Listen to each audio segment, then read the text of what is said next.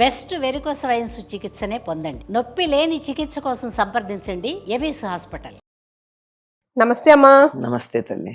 వైకుంఠ ఏకాదశి, వైకుంఠ ద్వారం తెలిసిన వేళ అసలు విష్ణు ఆలయాలు అయితే బారులుగా లైన్లు కనిపిస్తూ ఉంటాయి. వైకుంఠ ఏకాదశి రోజు ముఖ్యంగా మనం చేయవలసింది ఏంటి? ఆ రోజు ఒకవేళ పెద్ద ఆయన్ని చూడడం మిస్ అవుతే మా పరిస్థితి ఏంటి? ఆయన్ని మనం చూడాలా, మనని ఆయన చూడాలా? ఆయన మనల్ని చూడాలి. ఆయన మనం మనని కూడా చూడాలి అంటే అటెండెన్స్ ఆయన మనని చూడాలి అంటే మనం గుడికి వెళ్ళి తోపులాట్లో పడి అని మోచేతులతో ఇట్లా తూచుకుంటూ నన్ను ముందళ్ళని అని అవతల వాళ్ళని విసుక్కుంటూ ఇలాంటివన్నీ చేస్తే మన వంక దేవుడు చూస్తాడా? చూడడు. అంతే కదా.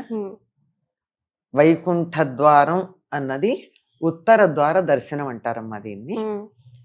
యోగ నిద్ర ముద్రితుడైనటువంటి శ్రీ మహావిష్ణువు మేలుకుంటాడు. ఆషాఢ శుద్ధ ఏకాదశి నాడు ఆయన నిద్రకి ఉపక్రమించిన వాడు ఇప్పుడు మేలుకుంటాడు. ఆ ద్వారం నుండి ఎందుకు వస్తారు చెప్తాను. మేలుకున్న తర్వాత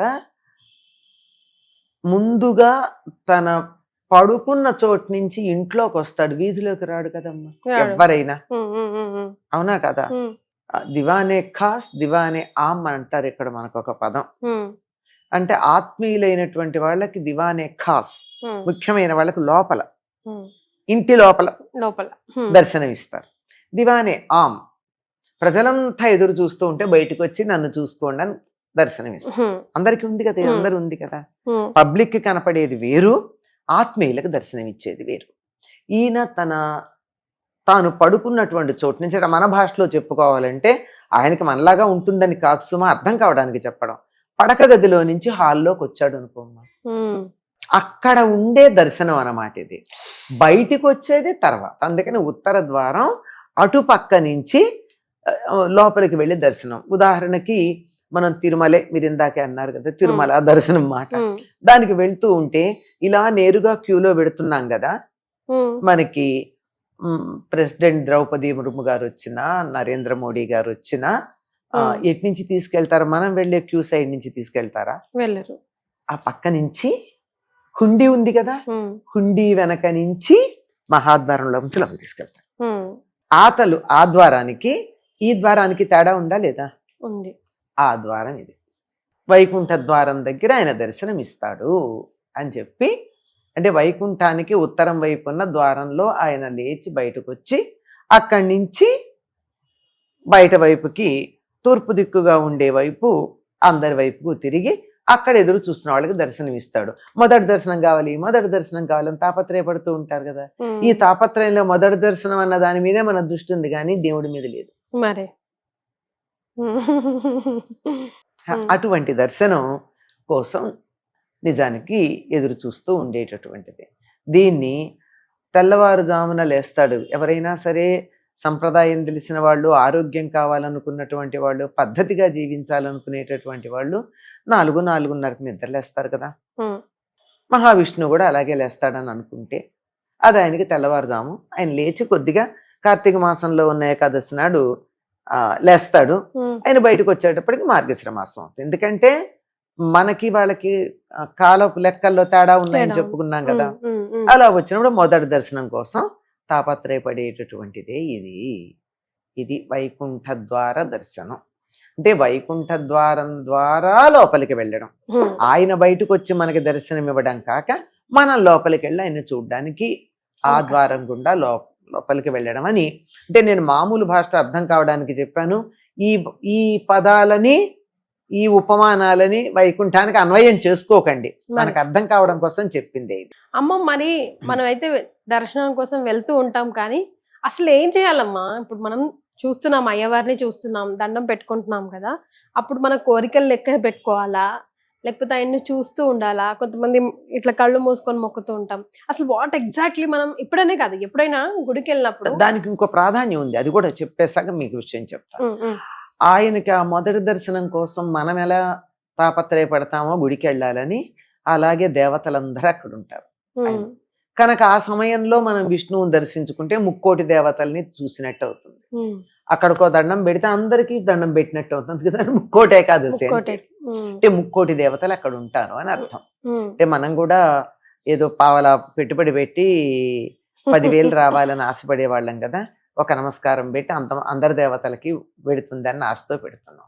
ఆ రోజు ఏం చేయాలి, దేవాలయానికి మన గ్రామాల్లో లేదా మన కాలనీలో ఉండే చిన్న దేవాలయంలో ఎక్కువ రద్దీ లేని చోట అయితే తెల్లవారుదామన ఆయనకి తాను ఎలా తెల్లవారుదామన లేస్తాడో మనం అట్లా చేస్తే ఇష్టం గనక 4-4:30 ప్రాంతాలకు స్నానం చేసి దర్శనం చేసుకోవడానికి వెడితే బాగుంటుంది. కానీ అలా వీలు కాలేదు, అనేక కారణాలు ఉంటాయి. అక్కడ రద్దీగా ఉండొచ్చు, మన ఇంట్లో ఏవో వీలు కాకపోవచ్చు, ఎవరో పేషెంట్లు ఉంటారు, పసిపిల్లలు ఉంటారు, బంధువులు ఉంటారు, ఆ సమయాలలో వెళ్ళడం వీలు కాదు. అట్లాంటప్పుడు ఇంట్లోనే ఆ సమయానికి దైవానికి పూజ చేసుకుంటే చాలు. ఆయన నిద్ర లేచి తాజాగా ఉంటాడు. ఇంకా ఈనాటి వ్యవహారాలు ఏవి బుర్రలోకి ఎక్కలేదు. నిద్ర లేవంగానే హాయిగా నిద్రపోయి మెలకు వచ్చినప్పుడు ఎంత సుఖంగా ఉంటుందో, అంత తాజాగా ఉంటాడు గనక ఆయనకి మనం ఇచ్చేటటువంటి అప్లికేషను చాలా త్వరగా చేరుతుంది కనుక మనం ఆ సమయంలో ఇంట్లో ఉన్న ఆయన్ని తలుచుకోవచ్చు. సాధారణంగా ఆ రోజున విష్ణు సహస్రనామం చదవడం లాంటివి చేస్తూ ఉంటారు. దండం పెట్టే విధానం నాకు చెప్పండి అమ్మా. అంటే నిజంగా అదే దేవుడికి దగ్గరికి వెళ్ళాక చాలా మంది ఏం చేస్తారంటే కళ్ళు మూసుకుంటారు. అదే కళ్ళు మూసుకోవడం అన్నది తన్మయత్వానికి చిహ్నమే గాని దేవుణ్ణి చూడం కదమ్మా. తిరుపతికి వెడతాము, క్షణం కూడా ఉండనీరు మన్ని, క్షణం కూడా ఉండనీనప్పుడు అక్కడి నుంచి బయటకు వచ్చేస్తే అక్కడ ఉన్న కాసేపు కళ్ళు మూసుకుని దండం పెట్టుకుంటే అసలు దేవుడు ఎట్లా ఉన్నాడో మనకి తెలీదు. ఎన్నో సార్లు అసలు వెంకటేశ్వర స్వామి ఎట్లా ఉన్నాడు అని ఆయనే మాయ చేస్తాట, గుర్తుండకుండా ఉండేది. బయటకు వచ్చాక ఇమాజిన్ లోకి దొరకడు అసలు. ఆయన చేసే పని అట్లా ఉంచి మనం కూడా అలాగే చేస్తాం కదా, అక్కడికి వెళ్ళి కళ్ళు మూసుకుంటాం.